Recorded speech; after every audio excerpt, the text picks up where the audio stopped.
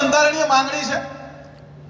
આજે આપણે મળ્યા છીએ તો આપણી માંગણી મૂકીશું જ, અને માંગણી મૂકીશું તો ક્યાંક ને ક્યાંક સફળતા મળશે. એટલે માંગણી મૂકવામાં જો આપણને ડર લાગતો હોય તો પછી આપણે ક્યાંય બહાર નીકળાય નહીં. માંગણી તો આપણે મૂકવી પડે ને, માંગ્યા વિના તો માય ફેરશે નહીં. આપણે તો સરકાર પાસેથી કામ કરાવવાનું છે. અને આપણે શું માંગણી મૂકીએ છીએ? ધોરણ 9 નો શિક્ષક પરીક્ષા આપી શકે, 8 નો ના આપી શકે.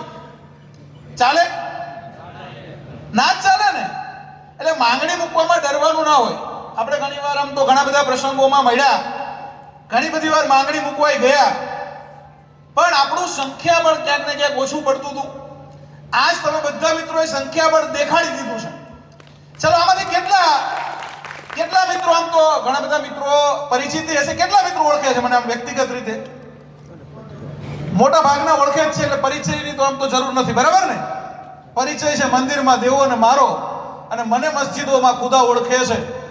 નથી મારું વ્યક્તિત્વ છાનું કોઈથી, તમારા પ્રતાપે હંધા ઓળખે છે. પણ આપણે હવે કંઈક વિશેષ પરિચય કરવો છે. વિશેષ આપણે આજ કંઈક વાત કરવી છે, ખાસ તમારા જે પ્રશ્નો છે, તમારી જે માંગણી છે, તમારી જે લાગણી છે, અને જેના માટે આપણે એકત્ર થયા છીએ, અને એના માટે રજૂઆત આપણે નહીં કરીએ તો આપણને સફળતા મળવાની નથી. આ એક એકતા મંચનો વિચાર. ઉચ્ચ પ્રાથમિક શિક્ષકોની અમુક માંગણી છે ને, એ એમની પોતાની છે. હવે તમારી માંગણી તો તમારે જ મૂકવી પડે ને.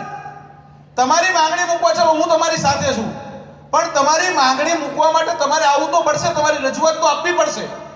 અને એમાં ડરવાનું ના હોય. હું કાયમ કહું છું, ક્યું ડરે જિંદગી મેં ક્યાં હોગા, ક્યું ડરે જિંદગી મેં ક્યાં હોગા, કુછ ન હોગા તો તજુર્બા હોગા. અનુભવ થવાનો છે, ખબર પડવાની છે કે ભાઈ આગળ શું થવાનું છે.